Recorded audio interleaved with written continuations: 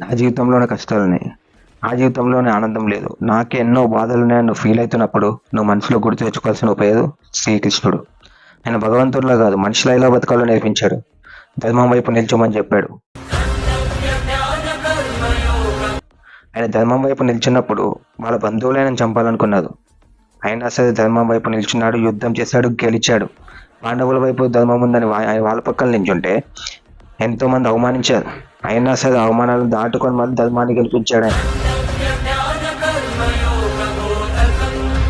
అర్జునునికి భగవద్గీత ఇచ్చి మంచి బాట నేర్పించాడు. ద్రౌపదికి హెల్ప్ చేశాడు. గోవర్ధన పర్వతాన్ని లేపి ఆ ఊరిని కాపాడాడు. ఆయన జీవితంలో ఆయన పడ్డ కష్టాలలో మనం పడ్డ కష్టాలేనే. ఎన్ని కష్టాల్లో ఉన్నా చిరునవ్వు మాత్రం వదలలేదు ఆయన. మన జీవితంలో ఉన్న చిన్న చిన్న కష్టాలకు కూడా బాధపడుతూ చనిపోవాలని సూసైడ్లు చేసుకుంటున్నాం మనం. ఎప్పుడైనా సరే నువ్వు లోగా ఫీల్ అయినప్పుడు ఒక్కసారి శ్రీకృష్ణుడు పడ్డ కష్టాలను గుర్తు తెచ్చుకో. ఆ కష్టాల ముందు నీ కష్టాలు చాలా చిన్నగా కనపడతాయి.